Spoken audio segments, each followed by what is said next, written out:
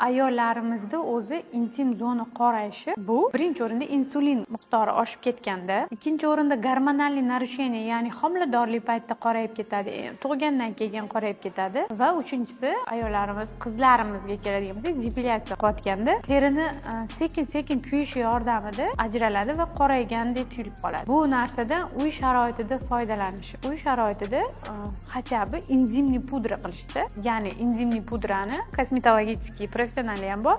Uy sharoitida bu oddiy guruch bizda hamma uyda topiladi. Guruchni olishadi, bir kosa guruchni masalan bitta yuvib quritib qo'yishsa va bu qurigan guruchni kofemolkalardan maydalashadida bankachaga solib qo'yadi. Bu ancha narsa bo'ladi va unga anchaga yetadi. Любой ayolga bir oylabga yetadi. O'sha guruchdan xohlash har kuni xohlasa kunora intim zonalarga ozgina qo'liga olib suv bilan aralashtirib ko'piradi. U suv bilan aralashtirib o'sha zonalarini yuvib bo'lgandan keyin toza zonaga surtib olishsa, sekin-sekin уже 10 kun ishlatgandan keyin oqargani bilinadi.